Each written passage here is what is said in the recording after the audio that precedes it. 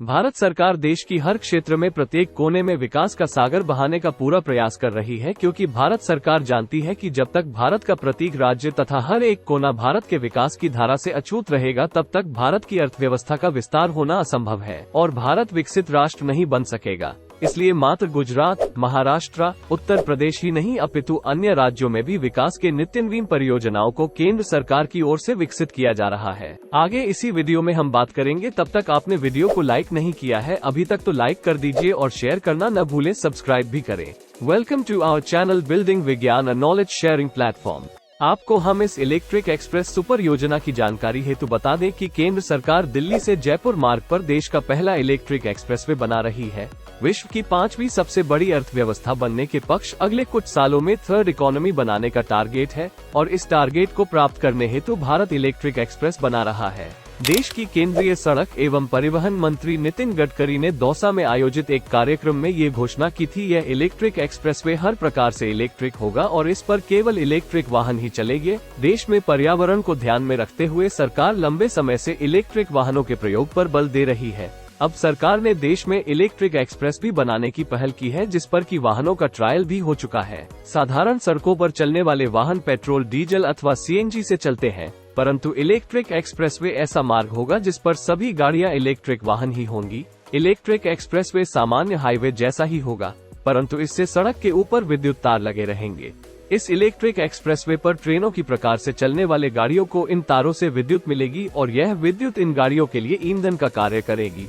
इस electric expressway पर electric वाहनों को चार्ज करने के लिए चार्जिंग पॉइंट भी स्थापित किए गए हैं।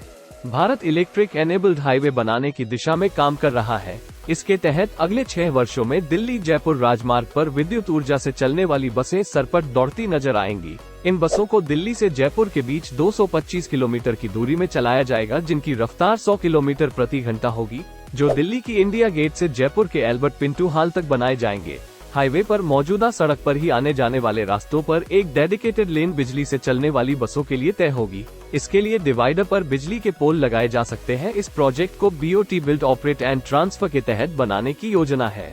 सूत्रों के अनुसार इस प्रोजेक्ट में टाटा और सीमेंस जैसी कंपनियों को शामिल किया जाएगा। सरकार ने इलेक्ट्रिक हाईवे बनाने की योजना वर्ष 2016 में ही आरंभ कर दी थी।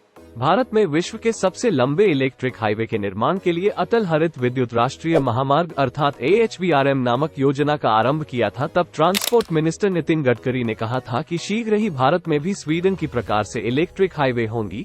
इसके अंतर्गत सबसे पहले दिल्ली जयपुर एक्सप्रेसवे और दिल्ली आगरा यमुना एक्सप्रेसवे को इलेक्ट्रिक हाईवे बनाने का प्रोजेक्ट चल रहा है। बता दें कि यमुना एक्सप्रेसवे पर इलेक्ट्रिक हाईवे का ट्रायल वर्ष 2021 में ही हो चुका है। वहीं दिल्ली जयपुर हाईवे को इलेक्ट्रिक हाईवे बनाने के लिए ट्रायल 2022 में हो चुका है।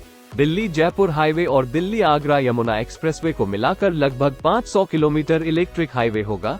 दिल्ली गुरुग्राम जयपुर के बीच की दूरी 278 किलोमीटर का है।